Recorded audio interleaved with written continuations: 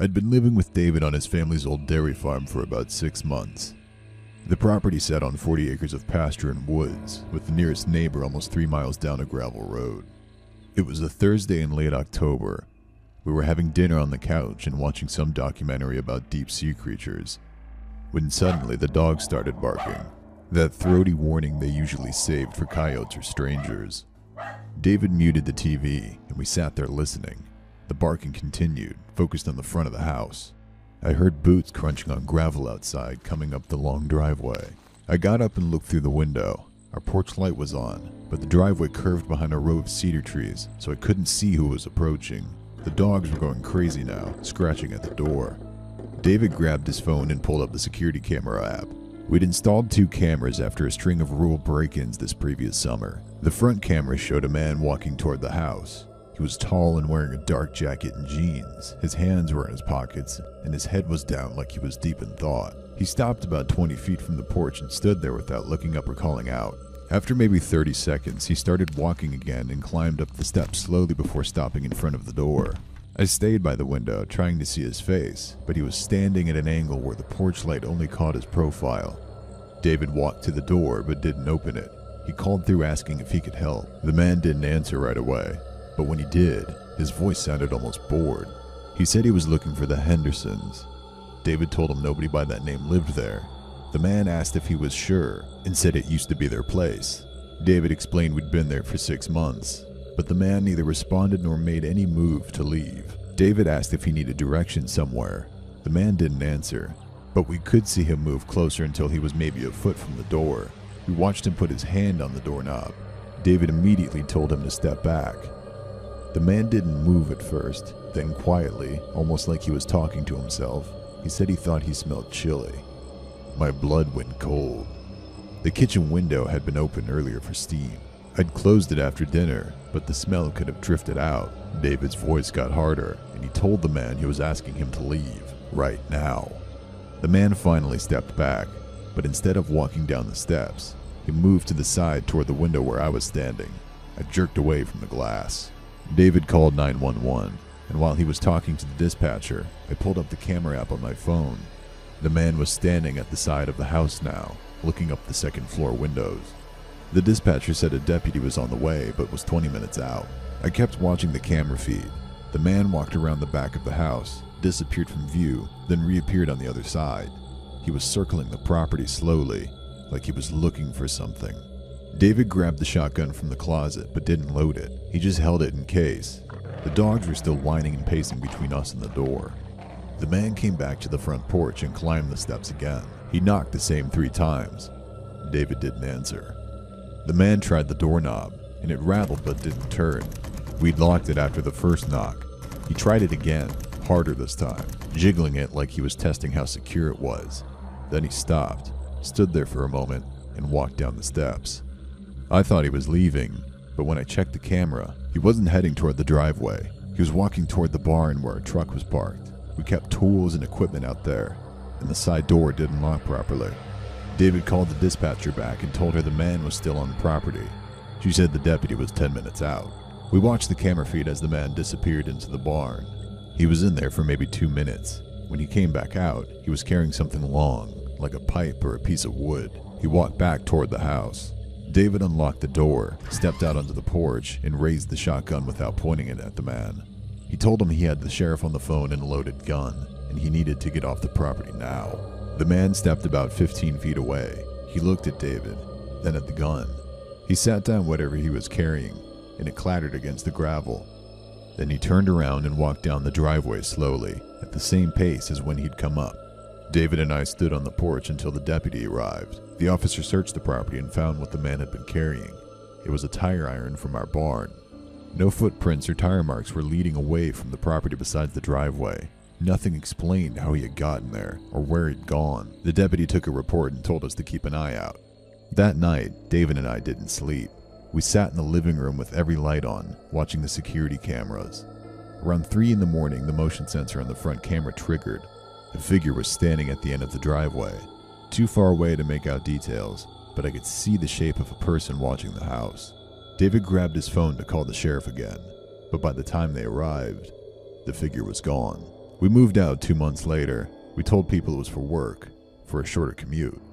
But the truth was, we couldn't stay.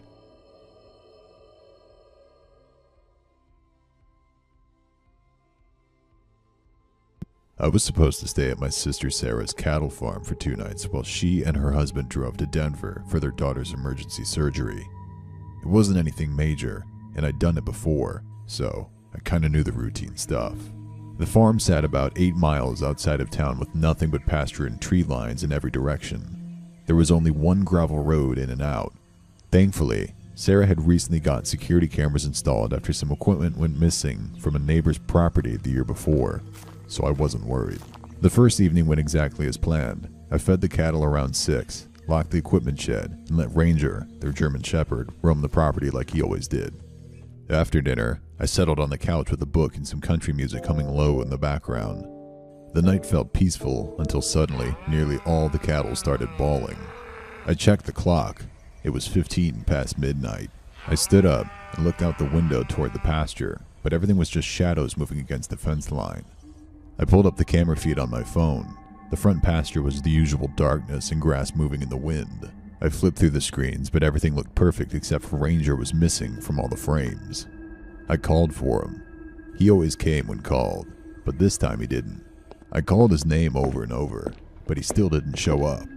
After about 10 minutes, dread started to crawl up into my chest. Ranger didn't wander off. He was trained and knew this property better than I did. I grabbed a flashlight in my jacket and headed outside. The air was cold with wind cutting through the open pasture. I walked toward the barn, scanning for Ranger, expecting to find him cornered by a coyote or caught in some fence wire. Instead, I found the back pasture gate wide open and stopped dead in my tracks. I latched the gate myself 2 hours ago. I was certain. But standing there in the cold, doubt crept in. Maybe I'd rushed it. Maybe I hadn't pushed it all the way closed, and the wind had done the rest. I walked over and shut it properly this time, hooking the chain through twice. The cattle were still restless, moving in tight circles near the tree line. Something had spooked them. Back inside, I locked the door and sat down, trying to shake the feeling that something was off. I checked the camera feed again. The back pasture camera was working fine now. The front one showed nothing but an empty driveway, but I could hear the faint metal clanking coming from near the equipment shed. I went into Sarah's room and grabbed her old baseball bat from the corner of the closet. It felt stupid in my hands, but I took it anyway. I slid open the patio door and stepped outside. The wind had died down, and everything was too quiet now. Even the cattle had gone silent. But there was unmistakable movement from 2 directions at once. I could hear the crunch of footsteps in the grass to my left, and something scraping metal to my right. I crept closer to the edge and strained my ears to listen closely. There was a soft hum of an engine, stifling low whispers. I immediately dropped down behind the patio railing, heart pounding, and stayed still. From there, I could see the pasture near the tree line where 2 figures were moving through it. One of them opened a gate I hadn't even noticed was unlatched. The cattle started moving through it, quiet and orderly, like they'd been guided that way before. I caught headlights for a split second. A truck was parked back in the trees just beyond the fence line. The lights flicked on, then off. It looked like a signal. My stomach dropped. I started backing away slowly. My hands were shaking so badly I almost dropped the bat. I was only a couple of feet away from the door when I stepped on a branch. It cracked loud enough to echo across the pasture. Both their heads snapped in my direction. I peeped out and screamed. One of them had swung an axe up from the ground. The other followed his gaze and locked onto my hiding spot. A single word, alive, passed between them as they broke into a run. Without thinking, I bolted for the house. Behind me, I heard them pick up speed, boots pounding against the ground. I could hear them getting closer. I made it through the patio door and slammed it shut, fumbling with the lock. My hands were shaking so bad that I almost couldn't turn it. The second I got it locked, someone grabbed the handle from the outside and yanked hard. The door rattled violently in its frame. I stumbled backward and heard footsteps moving around the house. They were testing the windows. The back door handle jiggled. A window in the kitchen rattled. I called 911 with my hands shaking so bad I could barely hold the phone. I told the dispatcher that there were men on the property trying to get inside the house. She said deputies were on the way, 20 minutes out. I grabbed Sarah's bat and sat on the bathroom floor, watching the camera feeds. My heart was pounding in my chest. I was literally sobbing and praying that the cops would show up before it was too late. The men had stopped trying the doors and the windows. There were 3 of them, and they were standing in the driveway now, talking. One kept looking at the house as if he'd been waiting for word of approval to barge in. Another was on his phone and kept nodding. He disconnected the call, said something to his friends, and they started walking away. Maybe who was ever on the side had called him back. But then the one eyeing the house stopped, picked up a stone, and hurled it in the living room window. His friends laughed and dragged him away. By the time I heard sirens in the distance, they'd disappeared into the tree line. Ranger came back an hour after the deputies arrived. He was shaking and wouldn't let me touch him for a while. A patch on his side had been shaved. The deputies searched the property with flashlights. They found cut fencing hidden behind brush near the tree line, and fresh tracks running across the back pasture. When we counted the cattle, 2 were missing. The lead officer took notes and asked questions. He said it looked like a livestock theft, probably professionals. He told me they'd try their best, but his face said it all. Sarah sold the cattle 6 months later. She leased the land out to a neighbor and never restocked. We didn't talk about that night much, but I knew it changed something for her. I haven't stayed overnight in the farm since. I just can't without reliving that night again. I still wake up to nightmares sometimes. In them, the caller permits them to break in, and instead of them walking away, they barge in. I agreed to watch my uncle's farm for 3 nights while he drove to Montana for a legal hearing. The property sat 12 miles outside of town, encompassing 90 acres of pasture and livestock pens, along with the main house and a few outbuildings. My younger cousin Emma and Grandma Helen were staying with me, which meant I had to be responsible. The first evening was routine. I fed the goats and the chickens. Emma checked the cattle while Grandma sat in the living room, working on a crossword puzzle. By 11, I finished my rounds, double-checked the gates, and went inside. Just as I bolted the door, the chickens fluttered in their coop. The goats bleated in short bursts, and the cattle shifted in their pen. But the animals did that sometimes. They could have sensed a coyote or fox circling the pens. So, I stood at the kitchen window and scanned the tree line, but could hardly see past 10 meters in the dark. I flipped on the yard lights, flooding the space between the house and the outbuildings. The animals started to calm. That's when I heard footsteps on gravel, coming from the far edge of the property near the fence line. I froze and listened. The footsteps were careful and unhurried. My chest tightened. I waited, hoping they'd pass by. Maybe someone was cutting through and didn't realize this was private land. But when even after 5 minutes they were still there, I decided to make my presence known and scare them off. I stepped onto the porch, turned on the floodlights that lit up the driveway in the front pasture, and banged hard on the railing with my fist. I yelled that the property was occupied and the sheriff had been called. The footsteps stopped. The property fell silent again. I stood there for a few minutes scanning the darkness beyond the lights. When nothing moved, I went back inside and locked the door. Emma was still in her room, and Grandma was asleep on the couch. I told myself it worked, and whatever it was had left. But 10 minutes later I saw movement again. A figure was standing at the very edge of the floodlight, just where the brightness faded into shadow. He was tall and as still as a statue. I stepped closer to the window with my heart pounding. The figure shifted slightly, then disappeared back into the darkness. I grabbed my phone and pulled up the security camera app. The camera near the driveway showed nothing. The one by the barn had a clear view of the pasture, but it was empty. I switched back to the window, but everything seemed fine. 5 minutes later, the figure reappeared near the livestock pen, closer to the house than before. They stood just long enough to be seen, then vanished. My hands were shaking. This wasn't someone cutting through, or someone lost. They were circling the property to test and watch. Over the next 20 minutes, the figure appeared 4 more times, each time a different angle and closer. And each appearance happened after I moved inside or turned off a light, or stepped away from the window. They knew where I was without ever getting close enough to see inside clearly. I realized with cold certainty that they were mapping my reactions. I grabbed my uncle's rifle from the closet and made sure it was loaded. I woke up Emma and told her to take Grandma into the back bedroom. I locked them in and told them not to come out until I said so. Emma asked what was happening, but I just told her to stay in there and not to open the door. I called our nearest neighbor, Bill, who lived about 2 miles down the road. He answered on the third ring, sounding groggy. I told him someone was on the property walking around and not leaving. His voice sharpened. He asked if I had a weapon. I said yes and told him I needed him to come over. He said he was on his way and told me to lock the doors and not to go outside. I called 911 next and told the dispatcher everything. She said a deputy was on the way, 15 minutes out. I positioned myself in the living room where I could see 3 different windows. The rifle sat across my lap, and every light in the house was on now. The figure appeared again near the livestock gate, standing in full view under the floodlights. I could see them clearly now. They were of average height and were wearing dark clothes. Their faces were obscured by a hood. They stood completely still with their head tilted slightly toward the house, like they were listening. In the distance, I heard sirens. The figure didn't move or react, just stood there staring at the house. Then slowly, they turned and walked back toward the tree line. By the time the deputy's car pulled into the driveway, the figure was gone. 2 deputies searched the property with flashlights.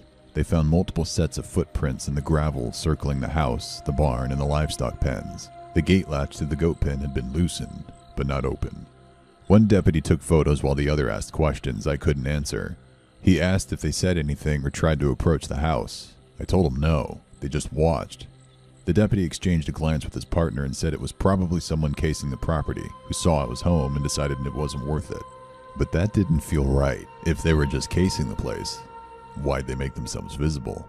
Bill arrived 20 minutes later and stayed the night on the couch with his shotgun across his knees.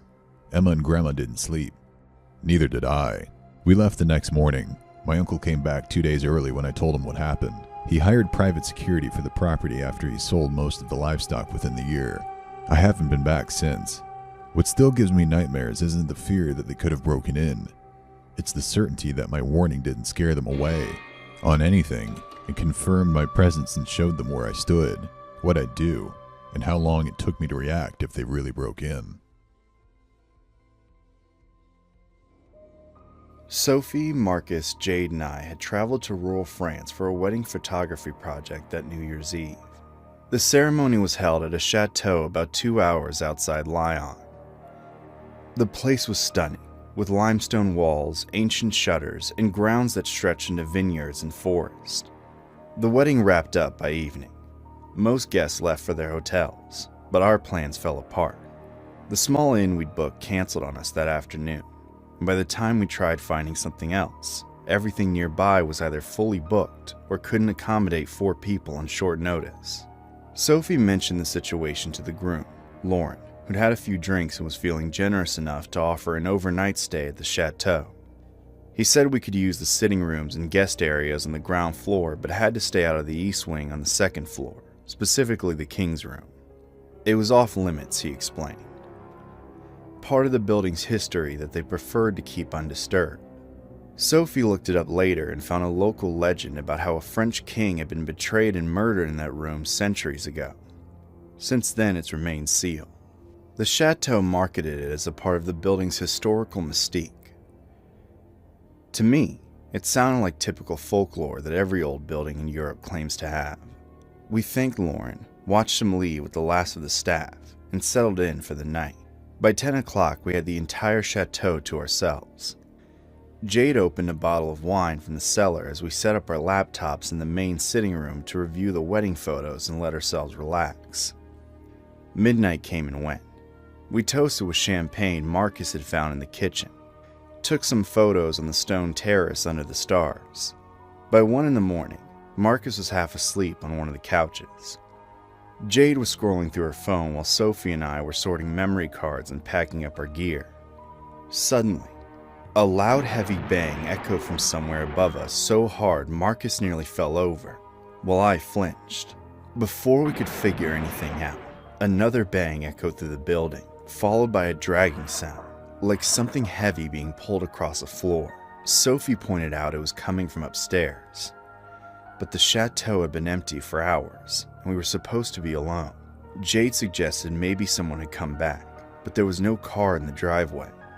We checked the front entrance, but it too was still locked from the inside, exactly how we left it. The banging continued above us from somewhere in the direction of the east wing. Marcus grabbed a flashlight from his camera bag and suggested we check it out. None of us wanted to, but it felt better than sitting downstairs all night listening to those sounds. We moved through the ground floor first, checking every room and closet. Everything was as it should be. But the moment we reached the main staircase, the banging stopped. We stood at the base of the stairs, unsure whether to go any further. Marcus didn't want to. He reminded us that Lauren had been very clear about the east wing being off limits. Jade argued that we had to check anyway, because if something went missing, it would be on us. I said that it was probably just some old pipes settling in the building. The chateau's lighting was minimal at night, with just a few wall sconces casting long, uneven shadows. We climbed the stairs slowly. The second floor opened into a long corridor lined with doors to guest rooms and storage. At the far end, barely visible in the dim light, stood a heavier door with iron fixtures. It had to be the king's room. Instead of going all the way down, we stopped maybe 20 feet from it, close enough to see that the door was shut with the iron bolts across it, looking rather undisturbed, but there were unmistakable movements inside. We could hear the soft footsteps padding across the wooden floor. My mouth felt parched and my palms were sweaty. Someone was in there, and he wanted us to know it, because the next second, we twisted the doorknob so hard the whole frame rattled. Sophie shrieked and nearly fell as we turned and bolted, skipping steps but never slowing down to check who. We made it to the ground floor and into a sitting room, slamming the door and locking it behind us. We spent the rest of the night in that room, barely speaking, jumping at every creak of the old building. Marcus wanted to call the police, but we didn't know what we'd even say. Besides, Lauren had already warned us. We decided to wait until the staff returned. Dawn came slowly. By 7, we heard vehicles pulling up outside. The chateau was coming back to life. We met the staff in the main hall, 2 women who managed the property, and an older man who served as caretaker. We told them what we heard. The 2 women exchanged a glance before one of them told us how the king's room had been opened 3 weeks ago for restoration work. The Historical Society wanted to document the interior before sealing it again. The woman explained that the workers had reported problems like missing tools and displaced equipment that had been left overnight. One of the workers claimed to hear footsteps in the corridor when the building was locked. I asked if they caught anyone. She shook her head. No theft had been officially reported. The workers refused to continue, so the room was resealed. My blood went cold. Marcus asked if that meant someone had been in there the night before. The woman didn't answer directly.